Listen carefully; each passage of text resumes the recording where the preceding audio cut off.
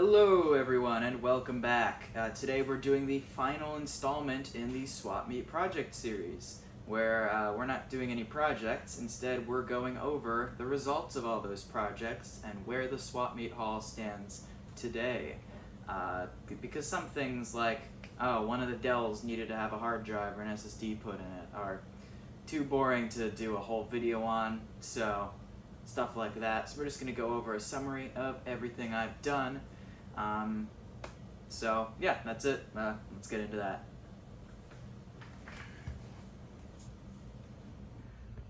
To start, the rusted out Dolphin laptop is a pile of parts underneath the table my desktops are on.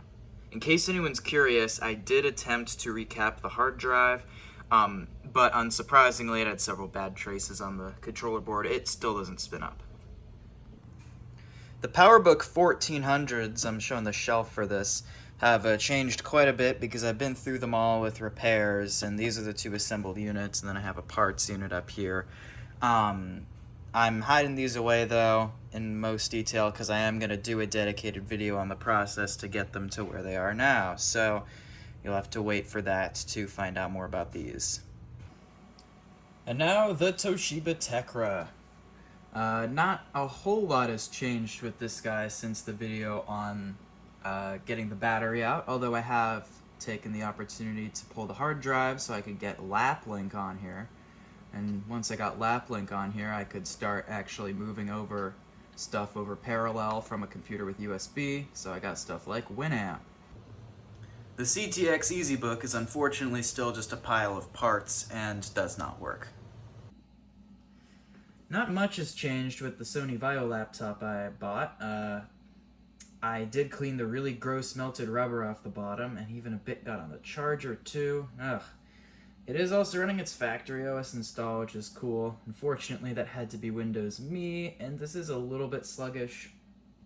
I wonder if it just needs to be defragged really bad or something. It also does have a desktop Pentium 3 in it. I believe 750 megahertz. I'm not sure whether that was meant to be a performance thing or a cost-saving thing. I'm a bit fuzzy on when desktop chips are used and why. It seems that they're either in cost savings models or desktop replacements, so I guess it really depends, but this isn't a gigahertz chip or anything like that. And I think this is from 2001, which is around the time where you could have them. Not sure. Either way, I quite like this thing.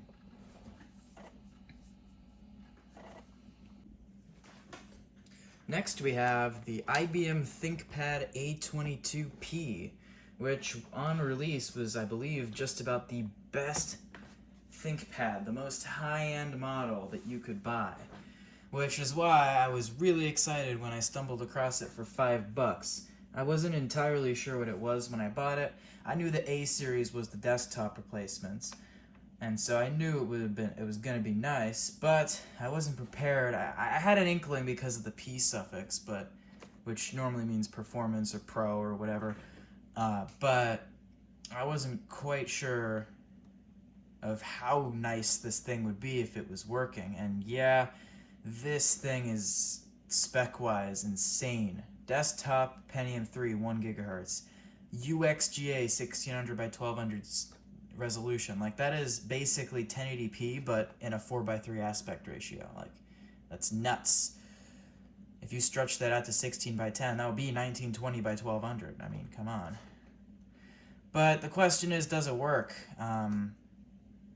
And after putting some RAM in it, a hard drive and an optical drive, it does. And we did see it post, I believe, in my initial video. If I remember, I might not have mentioned it, but I did get it to post there by borrowing some RAM from the Vaio. But this thing fought me after that. I was able to get into the Windows installer, but it kept crashing, blue screening, all sorts of stuff. I eventually figured out it just didn't like the RAM I used. Looking it up, it appears these are very picky, so I eventually found a couple of modules that it's much more happy with, but it is stuck at only 256 megabytes. So it needs a RAM upgrade that it'll be happy with, along with a new clock battery. Check out that screen. It's incredible. And there's that 1 gigahertz Pentium 3E, not sure what the E suffix is. Clocked at 1 gigahertz. Unfortunately stuck at 700 megahertz right now because the battery's dead, but yeah. Copper mine. Very nice system we have right here. Very proud to own one of these. Unfortunately, they're somewhat unreliable. These frequently suffer from the blink of death, which is a problem that plagues all the 20 series ThinkPads.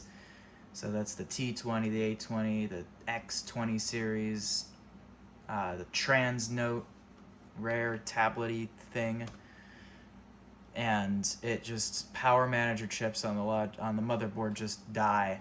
So I really hope this one stays okay because my rework skills are not yet good enough to swap chips that tiny. So gotta practice so when it happens I can deal with that, because I really want to keep this guy running long term. The Inspiron 8100 is now up and running. I actually have it running off of a 120 gigabyte mSATA SSD that I purchased. I bought 3 of them. One for this, one for the C640, which you'll see in a minute, and one for the ThinkPad. That ThinkPad did not tolerate the SSD. A big part of that, I think, was due to that RAM that it didn't like. So I think I could have gotten it running now, but oh well. I ended up putting that third SSD in my Latitude C610. So hey, I wanted a SSD in the C610 as well, but anyways, this one's running stable, great. This is basically Dell's equivalent to the A22P. They didn't have different naming for the lower end tiers of this. Like IBM had the A22M, I think, and maybe the E, I'm not sure. But this is a top end model, or close to one anyway. Screen is a 1600 by 1200 panel. I didn't think it was until I actually got it into the resolution picker. I thought, based on the look of it, that it was just SXGA+, which I'm saying just SXGA+.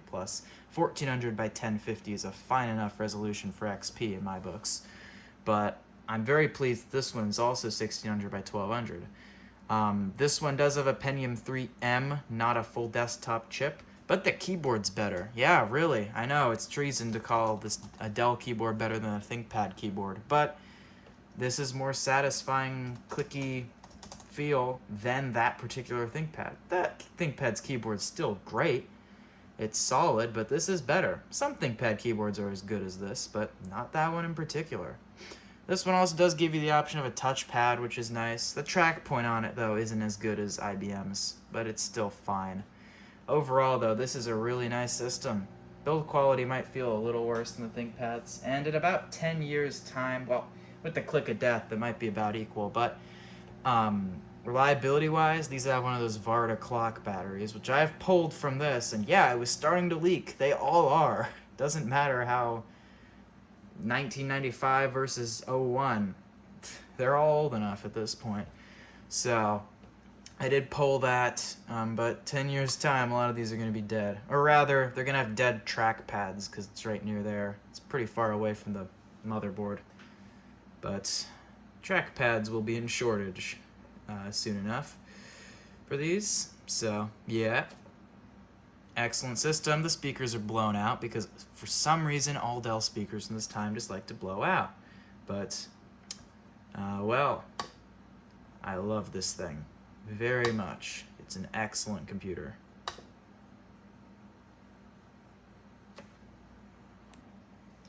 Next up is the Latitude C640, also as mentioned earlier, running off of an SSD, and very nicely I might add. This one's not in the best cosmetic shape. It's got a couple cracks here and there, but I don't care really because it's mostly okay. One of these did have a good battery too. I think the battery that was good was the one in the 8100, maybe. You know what? No, it was the one out of here, and I think it's installed in here right now. I haven't done a full life test yet, but I will at some point. And overall, very happy to have one of these. This is nothing new usability-wise. It's completely identical to the Latitude C610, which was my first computer I ever owned. So safe to say, I'm pretty familiar with these. But it's got a Pentium 4 in it instead, so it's a good bit more capable. I have run it for a while because I was curious about thermals, being that the heatsink and cooling fan on the C610 already, I mean, they're perfect. It's perfectly adequate for a Pentium 3, but seemingly underclass for a Pentium 4. And yeah, it does get warmer than my C610 does, but it stays decently cool. The fan does run a lot more on this one though than it does on my C610, which rarely runs the fan unless I have it under load for a while.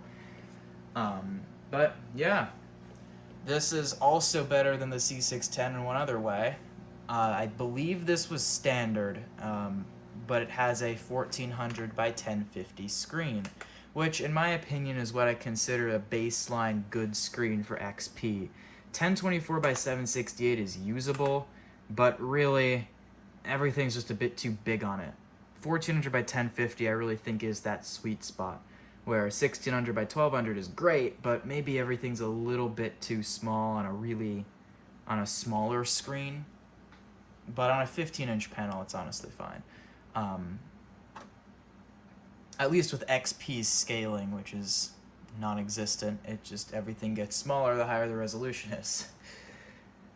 But this, true sweet spot. I think it was an option on the C610, but a very rarely picked one, evidently.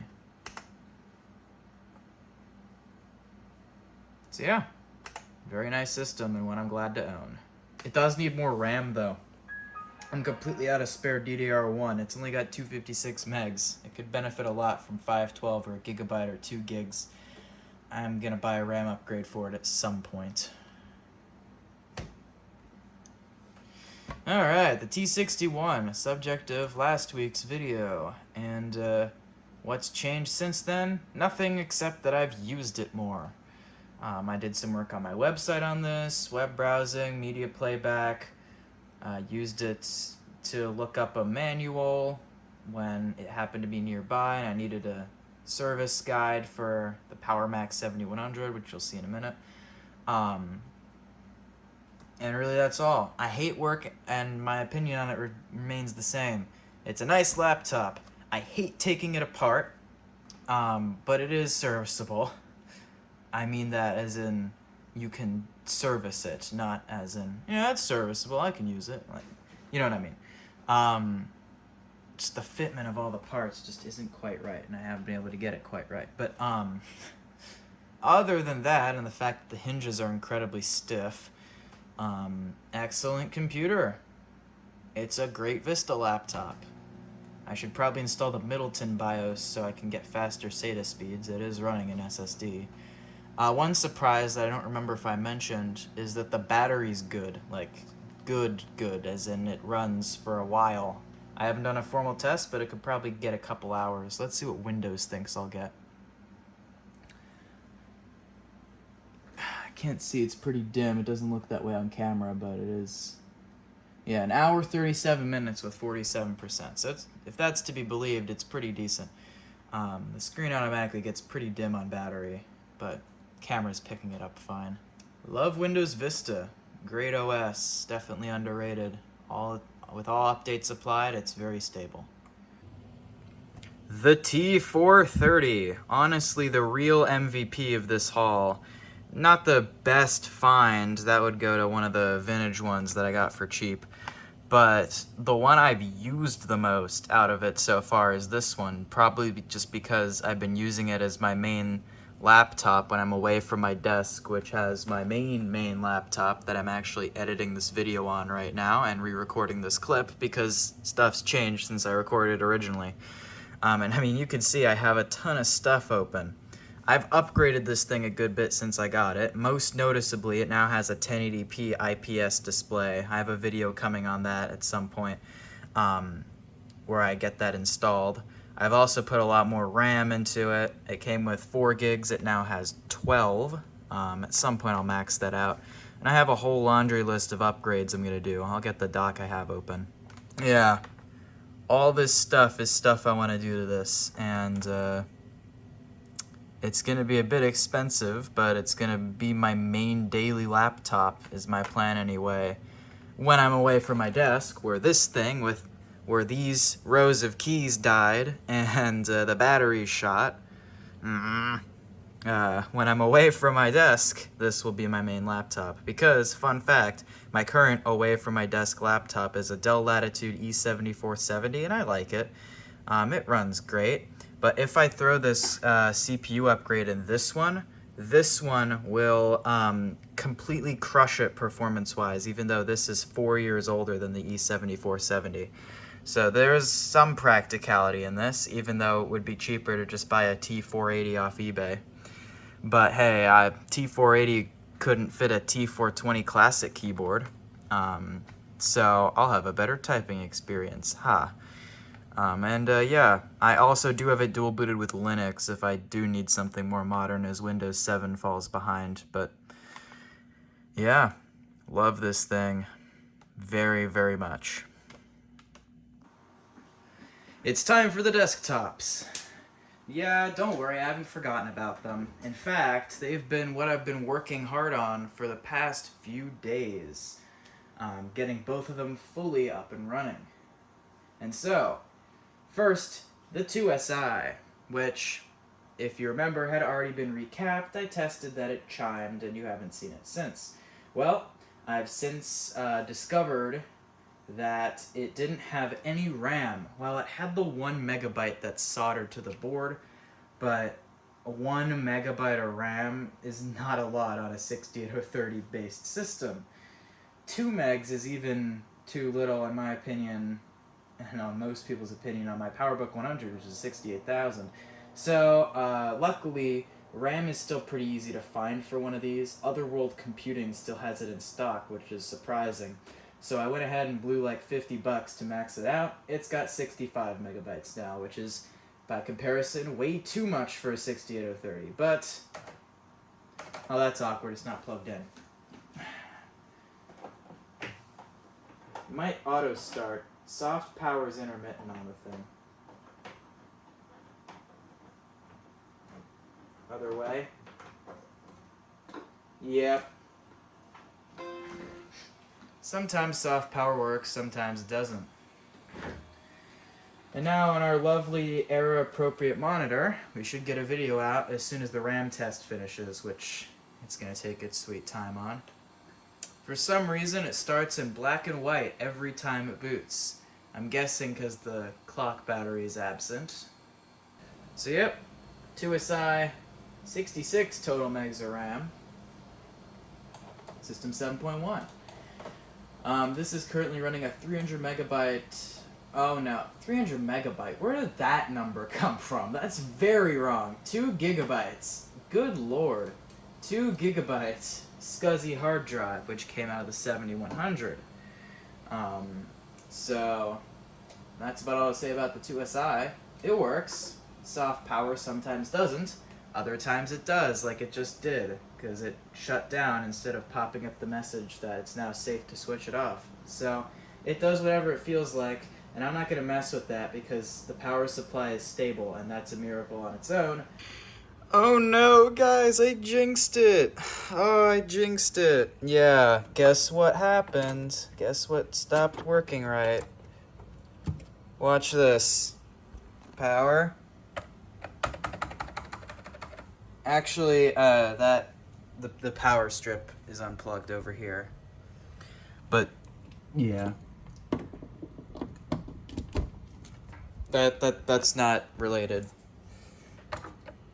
Oh, okay, well it worked. Probably because it's been sitting for a while. But it's dying. It's on its last legs, and it is not gonna be long. It just shut off on me, and the hard drive, like, it wouldn't start with the hard drive connected, and it only would if I unplugged it to reduce the power draw. Like, this supply is weak. I'm gonna have to build a new one, ATX swap it. So, that's unfortunate. Shouldn't have jinxed it. Okay, so, the 7100. Well, I didn't even show this in the first video, I think, because it was still in the car and I didn't feel like hauling it out at the time. But it was sold to me as working. Now, I tested it, and it is very much not working. It would intermittently chime, do some other weird stuff, and never output video or boot. So that kind of stunk, right? That it was sold to me as working, but turned out it wasn't. I'll give the guy who sold it to me the benefit of the doubt. It probably worked when he tested it and then died after. It's an old computer. They do that. But I fixed it. And if you guessed capacitors, well, of course, it's an old Mac. The caps were bad. Of course they were. So I had the pleasure of, and I was going to do this anyway, but whether it worked or not, but I had the pleasure of replacing all 25 surface mount caps on the logic board. I'll throw a time lapse up here now so you can see that.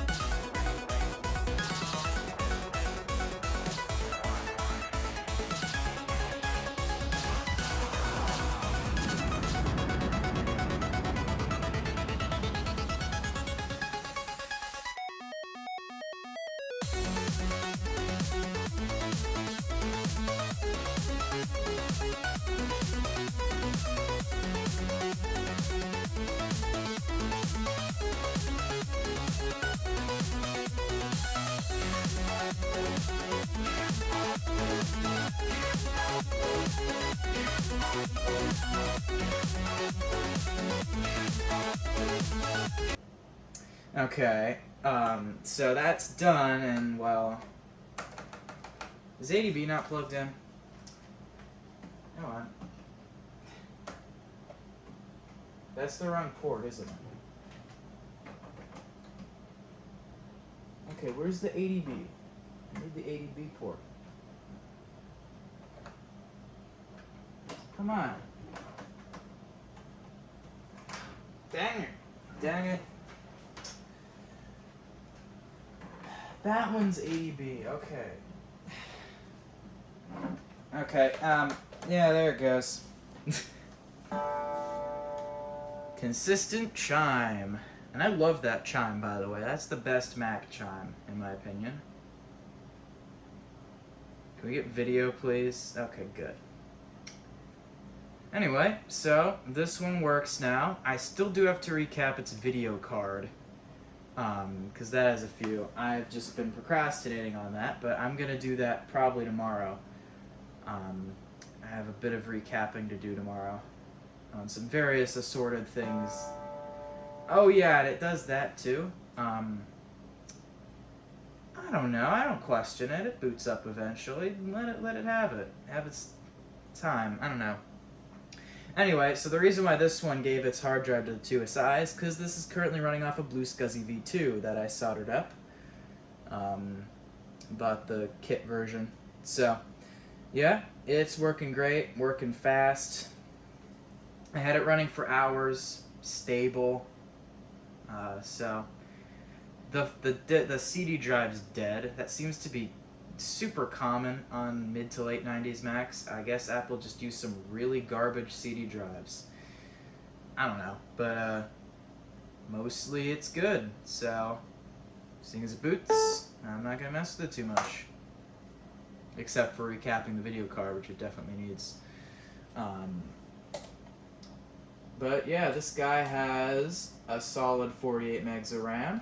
Funny enough, not as much as the 2SI now, which shows you how ridiculous the 2SI's RAM is, seeing as this PowerPC system has less, and I still think that's enough for it. So, oh boy.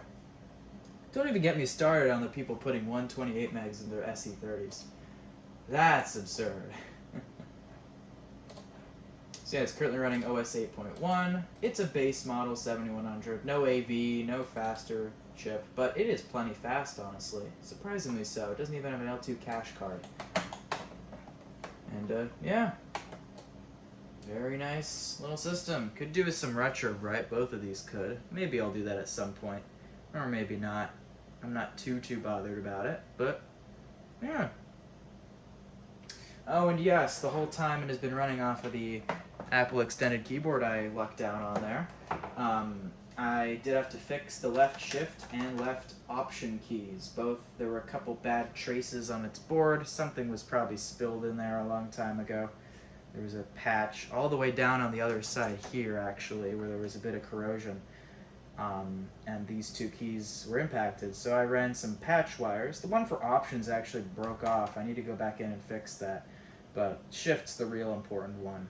So, yep, that's all good now. Very nice there. Also gave it a deep clean. Otherwise, accessories, the PowerBook video adapter works. I tested that. I actually haven't tested the ADC adapter yet that I got. I also did get a D-Series Latitude floppy drive module. That works. I think it was new old stock even. I got it from the same guy who had the new old stock track point caps. So, yeah, I'm trying to think of any other random accessories and stuff. I think that's all. So, yeah. Thanks for watching the final installment in the Swap Meet project series. I got plenty of other stuff coming up, including assembling a blue SCSI for my PowerBook 170.